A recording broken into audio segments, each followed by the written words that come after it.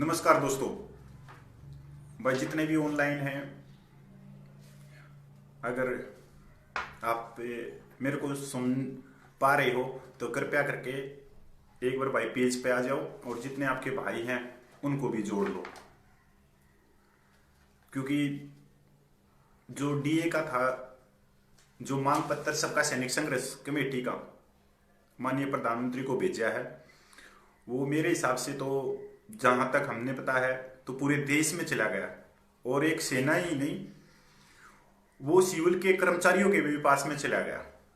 तो जबरदस्त, मैं ये बोल सकता हूं कि जबरदस्त गया है ये मैसेज सरकार के पास में और केंद्र सरकार के पास में कि क्यों विरोध कर रहे हैं, और खासकर सैनिक क्यों विरोध कर रहे हैं डीए के ऊपर।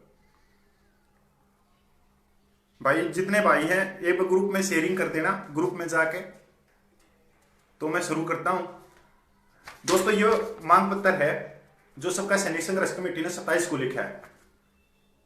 अभी ये जब इसे लिखा गया है 2 दिन में ये यूट्यूब चैनल पे, फेसबुक पे, व्हाट्सएप पे जबरदस्त वायरल हो रहा है। यूट्यूब पे तो लाखों की संख्या में वीडियो चले हुए कि ये मांग पत्र, मैं ये मांग पत्र हूब का हूब पढ़ के सुना देता हूं।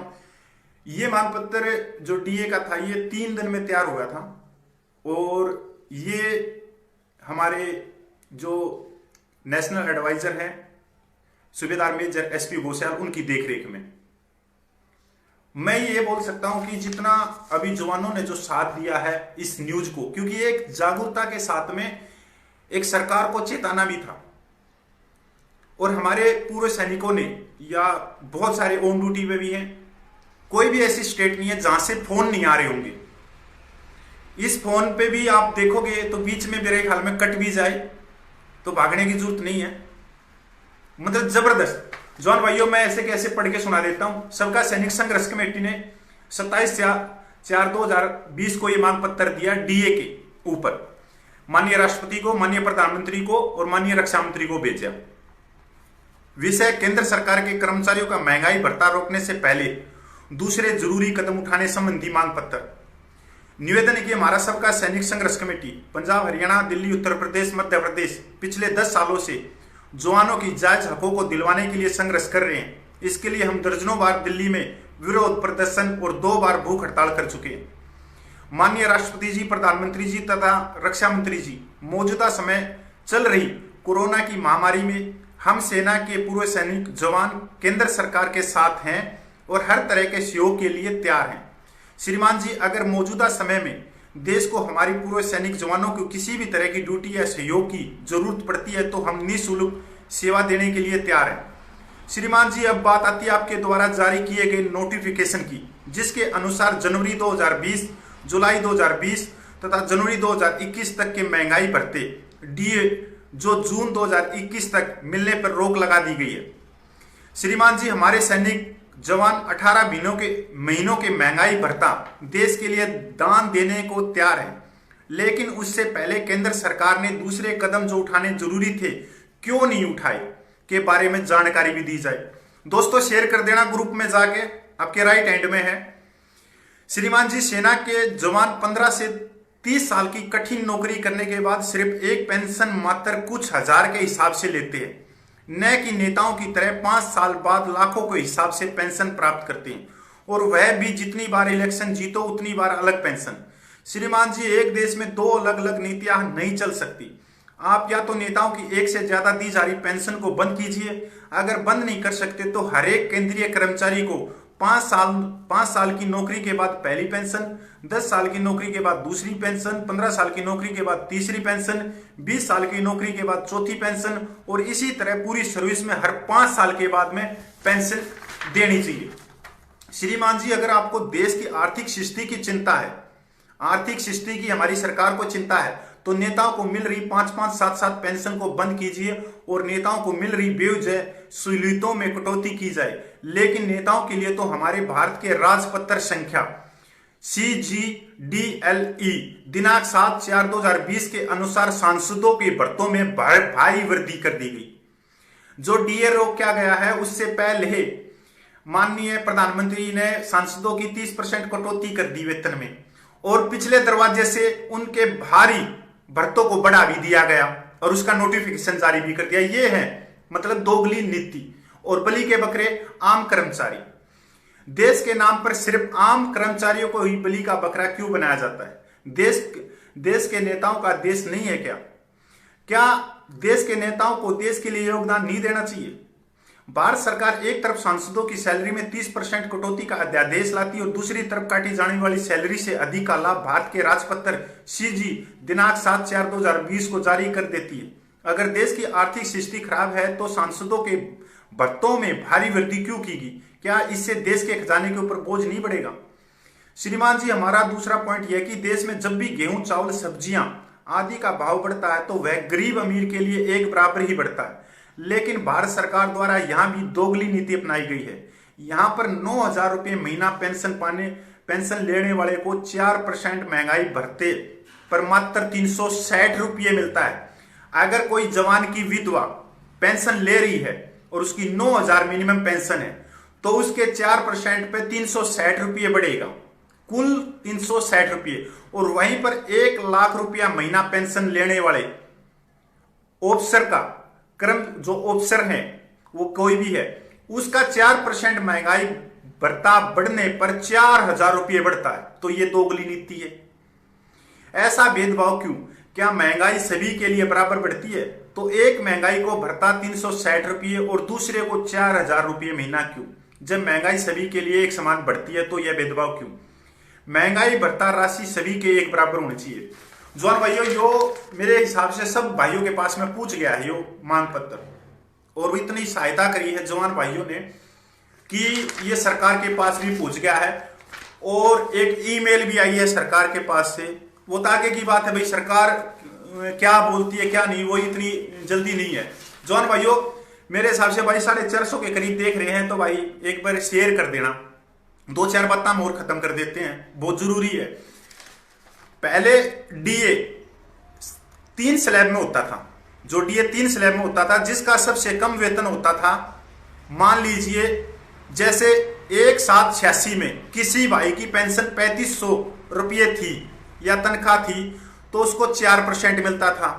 अगर उससे ज्यादा वाले की 3500 से 6,000 वाले की बेसिक पेंशन पे या तनख्वाह पे 3% मिलता था, और 6,000 रुपये वाले से ऊपर वाले की उसको मिलता था 2%।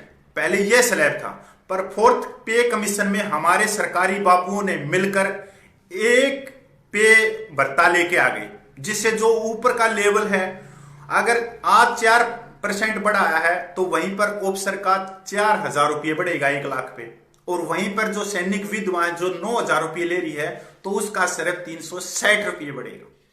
ये दोगली नीति है। दोस्तों भाई शेयर कर देना एक बार, बहुत है, कर देंगे 5-7 मिनट में लेंगे, क्योंकि ये बहुत जरूरी था कि देश के कोने कोने से फोन आ रहे हैं, कोने कोने से, कि आप लोगों ने जो मांग पत्र लिखा है, भाइयों हमने कुछ नहीं लिखा, आपके मार्गदर्शन में लिखा है। आप जैसा लिखते हो, जैसा कमेंट करते हो, हम उन्हीं बातों को लिखते हैं। सिर्फ ये बात है भाई, ये है कि हम थोड़ी मेहनत कर लेते हैं, आप लोगों का आशीर्वाद बना रहो और आप लोग शेयर कर देते हो, इन चीजों को ज्यादा से ज्यादा जागरूक कर देते हो। यही है, जैसे हम कोई न्यूज देते हैं या सरकार न्यूज देती है ईसीएचएस की, सीएचडी की, हम आप लोगों तक पहुंचाते हैं, तो आप लोगों का भी कर्तव्य है कि ये हमारी जो न्यूज है दूसरे तक पहुंचाए। भाई एक बार शेयर कर दिया जाए, धन्यवाद।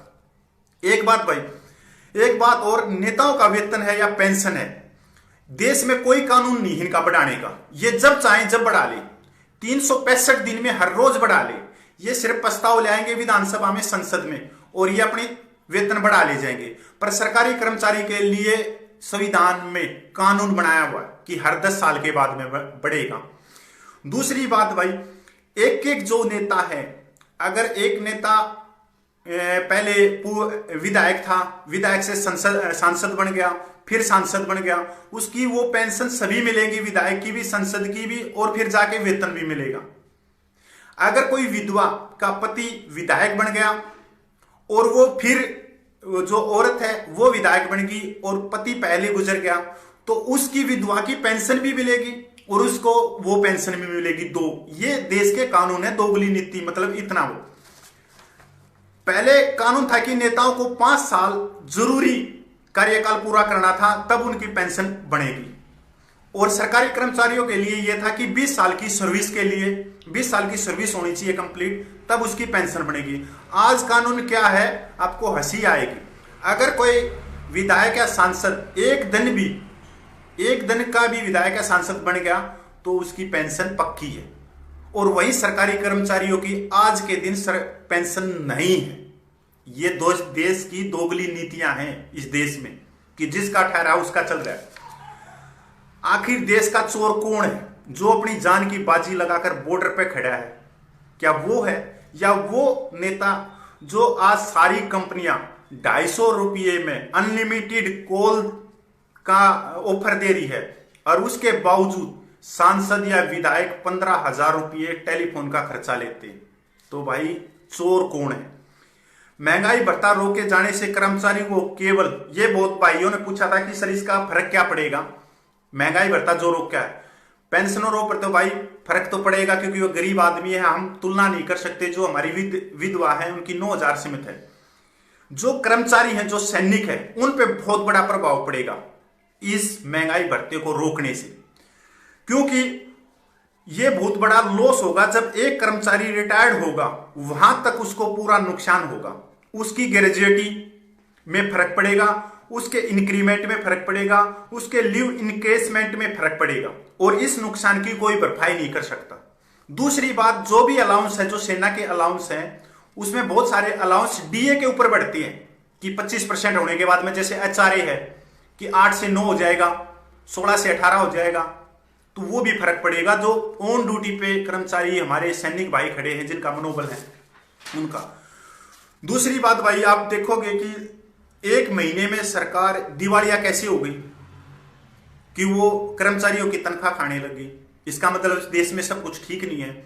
यहां आप दूसरे देशों को देखोगे, अमेरिका को देखोगे, कोरोना महामारी में 9-9 लाख उनके आदमी वहां बीमार हो चुके हैं, और भाई 50,000 से ऊपर तक उनकी डेथ भी हो चुकी है, मर भी चुके हैं बहुत सारे देशों में। उन्होंने अपने खजाने खोल दिए देशों ने। किसी ने कर्मचारियों की तनख्वाह नहीं काटी। बड़ा स्टडी करके आए कि किसी ने तनख्वाह काटी, किसी ने भी नहीं काटी, पर ये देश में काटी है।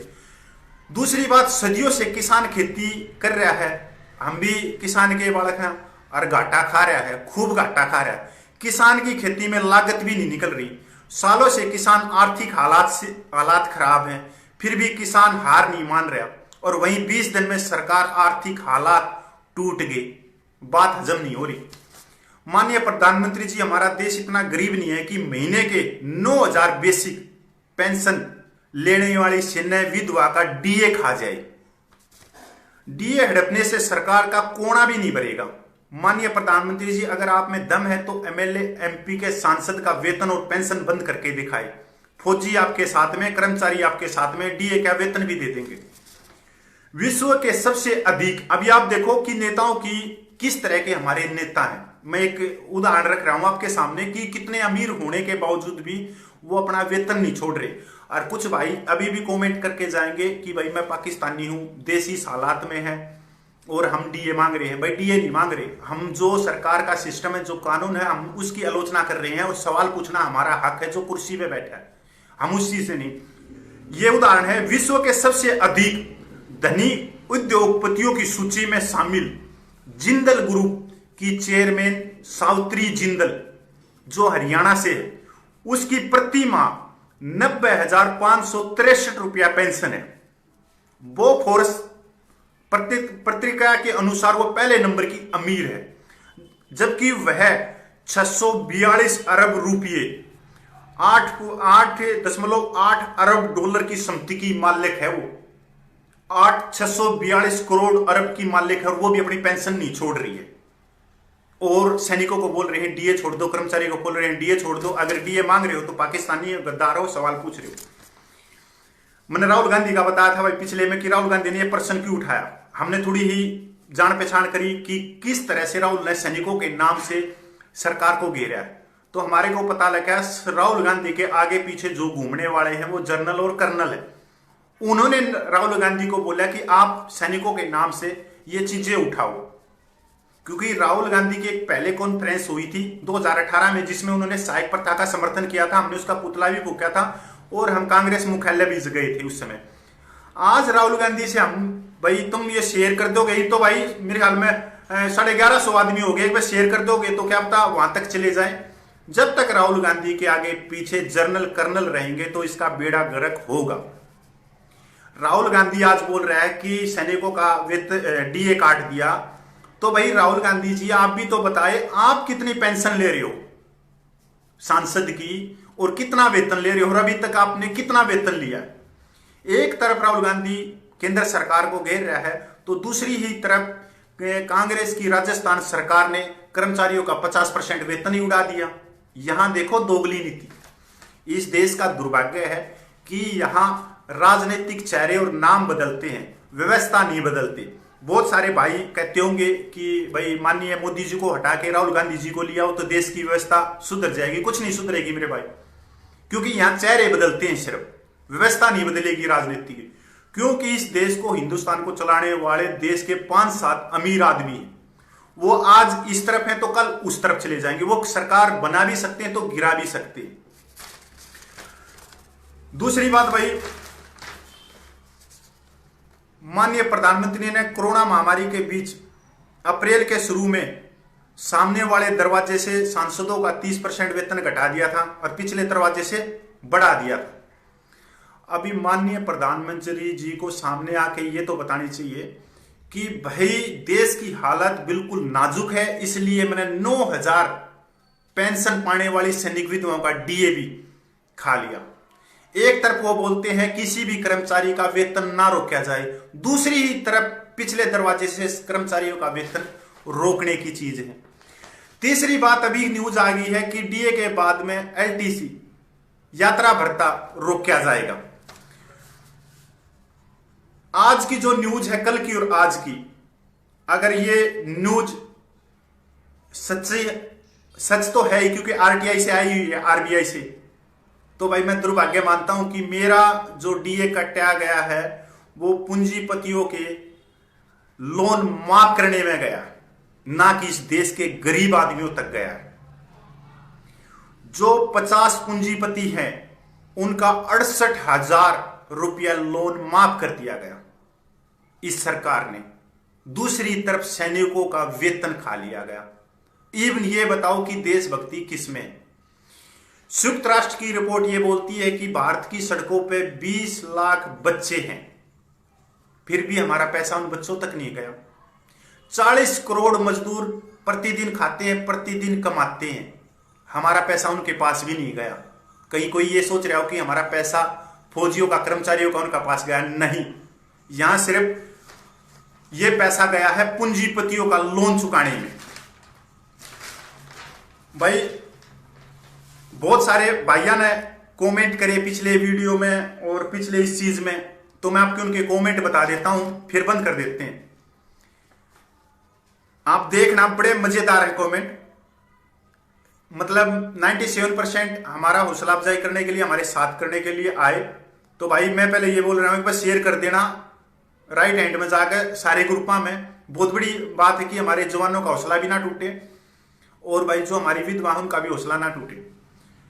एक बहन का भाई कमेंट करता है कि देश के लिए बातें करने वाले 2 डीए ना मिलने से मोदी विरोधी हो गए, मतलब हम मोदी विरोधी हो गए, वो लिख रहा है। एक बहन का भाई लिखता है कि देश पर इतना बड़ा संकट पड़ा है और तुम्हारे को डीए की पड़ी है, तुम पाकिस्तान चले जाओ, पाकिस्तान डीए देगा, तुम पाकिस्तानी गद्दार हो। 1 महीने से देश ठप पड़ा है और जो डीए का विरोध कर रहे हैं वह गद्दार है। देश पर आपत्ति आ रही है और 1 साल के लिए महंगाई भत्ता अगर सैनिकों का काट लिया तो क्या सैनिक भूखे मर जाएंगे? बिल्कुल भूखे नहीं मरेंगे। सबसे पहले भूखे सैन्य पेंशनरों की विधवा मरेगी जो सिर्फ 9,000 रुपये बेसिक पेंशन ले रही। एक बहन का भाई ये काला अंग्रेज है, ये कमेंट करता है कि आपको आपकी यूनिट में डिसिप्लिन नहीं सिखाया। और भी बहुत सारे कमेंट हैं उसके अंदर। जब मैंने इन कमेंटों के अंदर जाके देखा, इनकी प्रोफाइल हमने खंखाड़ी, तो ये हमारे सैनिक भाई हैं। कोई बैंक के अंदर बैठ के फोटो खिंचवा रहा है, कोई अध्यापक है, कोई मिलिट्री कोर्ट में वकालत कर रहा है। अरे भाई तुम तो वेतन भी ले रहे हो, पेंशन भी ले रहे हो। तुम अपनी भौगोलिक स्थिति उन विधवाओं से कैसे तुलना कर रहे हो और उन सैनिकों से कैसे तुलना कर रहे हो जो सिर्फ 18,000 रुपये ले रहे हैं और वो 18,000 रुपये अपने परिवार को भी पाल रहे हैं। आज जो अप्रैल का महीना है, इसमें अगर कोई भाई 15 साल नौकरी करके आया है तो उसका कम से कम अप्रैल महीने में 1.5 लाख रुपए का खर्चा है। 2 बच्चों का एडमिशन, उनकी किताबें, उनकी काफी, ऊपर से अन्न लेके डालना है 1.5 लाख रुपए का। और वो पेंशन कितनी ले रहा है? 2,10,000 या 2,20,000 रुपये, तो 1.5 लाख तो गया। अभी इनको पकड़ने की सोचो कि हमारे सैनिक भाई जो इसे कमेंट कर रहे हैं, तो ये पहले से ही 2 डीए उठा रहे हैं, ये पेंशन पर भी डीए उठा रहे हैं और जहां पर ये सर्विस कर रहे हैं वहां भी दूसरा डीए उठा रहे हैं। आरबीआई बैंक में सिर्फ एक ही डीए मिलता है। तो भाई गद्दार कौन है? आप उनको देखिए जो ये कमेंट कर रहे हैं कि आप 2 डीए उठा के और जवानों को ये बोल रहे हैं कि तुम पाकिस्तानी हो हमारे जैसों को। अरे भाई, तुम 60-70 हजार रुपये लेके तुम्हारा पेट नहीं भर रहा और वो 18,000 रुपये में अपना पेट भर रहा है, अपने बच्चों का पेट भर रहा है। एक विधवा जो 9,000 रुपये ले रही है, वो अपने पूरे परिवार को चला रही है 9,000 रुपये में। आप उसकी स्थिति अपने से क्यों तुलना कर रहे हो, भौगोलिक स्थिति? अभी हम एक उदाहरण के तौर पे हरियाणा और पंजाब की जो भौगोलिक स्थिति है वो बिल्कुल अलग है। यहाँ पे कोई गरीब नहीं है। यहाँ पे हर 15 किलोमीटर के ऊपर दूसरी डिस्ट्रिक्ट शुरू हो जाती है। यहाँ रोड है, यहाँ पानी है, खेती की अच्छी जमीन है। अगर हम यहाँ की हालात को हम भाई बिहार से तोले, झारखंड से तोले या मध्य प्रदेश से, उड़ीसा से तोले तो बिल्कुल अलग है। वहां की हालात और यहाँ की हालात बिल्कुल है। वहां गरीब है बेचारे, जैसे बिहार में है वहां झोपड़ी बनाते हैं, कोसी नदी आती है वो बहा ले जाती है, तो वहां के पूरे गरीब। तो ये वो जवान है जो बिल्कुल ही 1 नंबर के हरामी है, डबल डीए उठा रहे हैं। आप कमेंट में जाके पढ़ लो पुराने वीडियो के अंदर कि हमारे जवान ही विरोध में पहले आते हैं।